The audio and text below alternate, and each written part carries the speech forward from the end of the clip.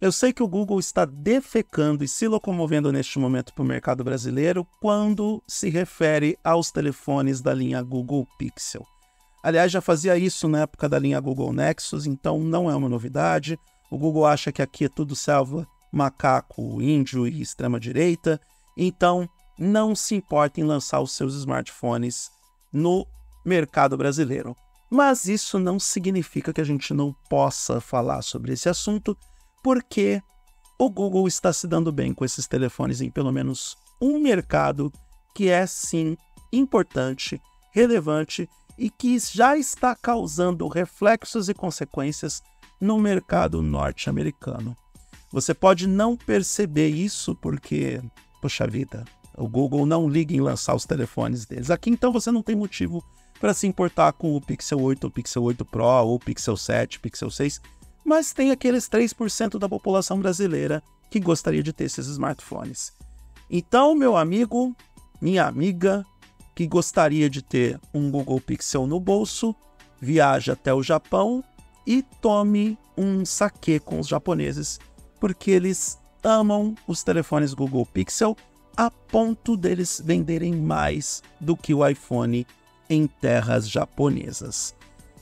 O que aconteceu? O que diabos está acontecendo, né? Porque durante anos, o Japão foi o reduto inabalável da Apple, com iPhones dominando o mercado de forma ampla e restrita.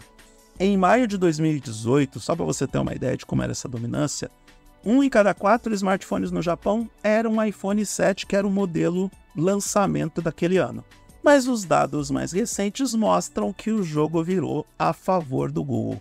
Não que o iPhone não seja uma força dominante em terras japonesas, só que a participação de mercado está caindo gradativamente. E, coincidência ou não, os dispositivos Pixel do Google estão ganhando terreno no mercado japonês. Eles conquistaram 12% de mercado no último ano, o que é um salto gigantesco em comparação aos modestos 2% do ano anterior. Ao mesmo tempo, o iPhone, que tinha 50% de mercado no Japão, caiu para 46% em 2 anos. Ou seja, temos um gráfico em X que eu não vou exibir neste vídeo porque gráficos são muito chatos. Alguns analistas apontam a desvalorização do Yen como fator-chave. E olha só que interessante, até mesmo os japoneses vivem crise econômica. Vamos dar uma pausa para reflexão, senhoras e senhores. A gente fala da situação econômica brasileira e realmente não está fácil viver no Brasil, não está fácil pagar as contas do Brasil, não está fácil alimentar as nossas famílias. Afinal de contas, nós vivemos anos pesados com pandemia e governos desastrosos, que eu não vou citar o nome, mas vocês sabem muito bem de quem que eu estou falando. Então, nós estamos tentando nos recuperar economicamente em todos os aspectos. A boa notícia é que, se tudo der certo, o Brasil termina 2023 como a 9ª economia do mundo. O que muita gente não sabe sobre o Japão é que, apesar dele ser um país tecnológico, de apresentar paisagens modernas, de todo mundo querer visitar Akihabara por causa dos videogames incríveis, Tóquio ser a cidade com o maior consumo energético do mundo por conta daquele monte de LED que aparece nas ruas da cidade, que eu particularmente gostaria de visitar Tóquio, Kyoto, Akihabara. O que muita gente não sabe sobre o Japão é que, economicamente falando, o país está estagnado há pelo menos 3 décadas. E por motivos que não são muito distantes do que acontece normalmente no Brasil. Por exemplo, você tem uma economia que é controlada por grupos políticos que se mantêm no poder durante muito tempo, sem falar nas dinâmicas políticas escusas e até mesmo polêmicas. Enfim, tudo aquilo que você poderia colocar como o Brasil, como o país que passa por todos esses problemas, o Japão também enfrenta. Sem falar que a própria cultura japonesa e a condição social do Japão também entram nessa equação. É um país que está ficando cada vez mais envelhecido, os jovens não querem ficar no país, eles estão indo para outros países, e a visão conservadora da sociedade japonesa faz com que a estagnação socioeconômica, cultural e inclusive tecnológica acabe afetando o país em larga escala. Eu não preciso ir muito longe. Se na década de 90 as grandes inovações tecnológicas vinham do Japão, em 2023 essas inovações vêm da China, que passou o Japão de longe. Mas voltando a falar do sucesso do Google Pixel no Japão. Essa desvalorização do ien entra como fator-chave para a popularidade por um motivo muito simples. O Google Pixel custa muito menos do que o iPhone no Japão. A Apple aumentou os preços das novas versões do iPhone em todo o planeta, inclusive em território japonês, e não melhorou significativamente o seu produto, como todo mundo sabe. E isso fez com que os consumidores japoneses, que são mais pragmáticos por natureza, fizessem suas escolhas pelo smartphone do Google, pelo Google Pixel, que é a segunda opção dos japoneses. E isso não acontece por acaso. Afinal de contas, o Google Pixel, ou pelo menos todas as últimas gerações do Google Pixel, são ótimos smartphones. E aqui eu me corrigi para não ter que voltar no roteiro do vídeo, tá? Eu fiz o ajuste, caso você não tenha percebido, da conjugação do verbo. Ou do plural e singular, enfim, vocês perceberam. Os telefones Google Pixel são excelentes em campos onde os japoneses dão prioridade, na performance e na fotografia. Aliás, o Google sempre fez milagres nos aspectos fotográficos com os telefones Google Pixel, e isso obviamente chamou a atenção de japoneses, norte-americanos, brasileiros, italianos, enfim. São telefones que realmente entregam uma qualidade fotográfica excepcional, uma qualidade de vídeo acima da média, e muitos usuários ao redor do mundo estão se valendo disso. Sem falar que o dólar mais fraco, porque os Estados Unidos também entrou em crise, tornou os telefones Pixel atraentes para os visitantes estrangeiros no Japão.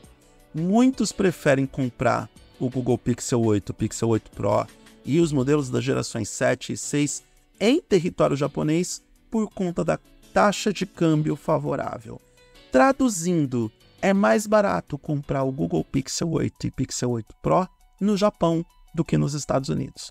Então, turistas norte-americanos que vão fazer vlogs e atrapalhar a vida dos bachans e de-chans, e, enfim, dos velhinhos japoneses que acabam tendo o seu sossego atrapalhado por conta de pessoas que não têm muito bom senso para fazer vlog, eles aproveitam a estada no Japão para comprar os telefones Google Pixel com um preço mais competitivo e voltam para os Estados Unidos promovendo o telefone do Google praticamente de graça. Sem falar que o Google está investindo na promoção do Pixel 8 do Pixel 8 Pro em território norte-americano com marketing e publicidade, e nos últimos anos promoveu os telefones Pixel, ou pelo menos as linhas Pixel 6 e Pixel 7, em um dos eventos esportivos mais relevantes para os norte-americanos, a NBA. Para completar, os modelos mais acessíveis, como o Pixel 6a e Pixel 7a, também são segredo de sucesso no Japão. Eles são mais competitivos no preço e são os modelos dominantes na preferência dos consumidores. Afinal de contas, até os japoneses querem pagar menos pelos produtos de tecnologia. De novo, essa mudança de comportamento de consumidor, deixando de lado o iPhone e optando pelo Google Pixel, não se limita ao Japão. Nos Estados Unidos, as vendas dos smartphones, que de um modo geral caíram drasticamente, registram também um movimento inverso com o Google, que registrou um crescimento de vendas de impressionantes 59% no mercado norte-americano. Ou seja, todas essas ações que eu descrevi no vídeo, e coincidência ou não, o movimento de aumento das vendas no território japonês resultaram em uma maior visibilidade dos telefones Google Pixel em dois dos mercados mais interessantes para qualquer fabricante de smartphones no planeta: o mercado norte-americano e o mercado japonês. Quem diria que o Google iria roubar a audiência da Apple dessa forma?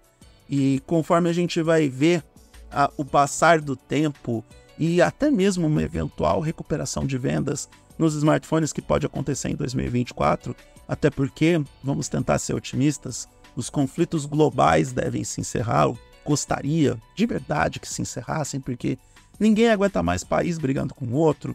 A economia pode melhorar em função do fim desses conflitos. E quem sabe, né? Quem sabe a gente está vendo a Apple tendo alguns problemas na hora de tentar vender os seus caros smartphones para públicos selecionados e para mercados que são, sim, relevantes, interessantes e importantes para a gigante de Cupertino. Olha só, quem diria que o Sundar Pichai fez os movimentos corretos? Quem diria que a Google, que tem o slogan Dump Evil, seria bem evil com o nosso amigo Tim Cook e com a Apple, roubando público de dois mercados muito importantes para a gigante de Cupertino. Não estou aqui dizendo que a Apple vai entrar em falência por conta do Google Pixel. Só estou afirmando que é interessante ver como a gigante de Cupertino está perdendo o mercado em países importantes para um smartphone chamado Google Pixel, que, pela primeira vez na história, desafia a Apple em algo que a Apple sempre colocou como propaganda ou publicidade para os seus clientes: a janela de atualizações dos dispositivos. Para quem quer longevidade no Android, Google Pixel 8 e Google Pixel 8 Pro são as respostas. 7 anos de atualizações do Android nesses dois smartphones e você vai ser bem feliz, pode ter certeza disso. É uma pena que esses dispositivos não são vendidos no Brasil. Google, quebra essa para nós. Lança logo o Pixel 8 e o Pixel 8 Pro no Brasil. Por favor, eu não quero ter que importar esse smartphone e pagar o dobro do que eu poderia pagar por eles por causa do remessa conforme, reserva conforme, eu não sei qual é o nome dessa porcaria. E é isso. Enfim, fiquem de olho nos movimentos do Google com o Pixel 8 e o Pixel 8 Pro. Não é só inteligência artificial, não é só fotografia computacional, também é movimento estratégico para roubar a audiência da Apple. E quem poderia prever que isso iria acontecer logo no complexo e complicado ano de 2023 para as vendas de smartphones ao redor do planeta? Alguém tinha que se dar bem no meio da crise, não é mesmo?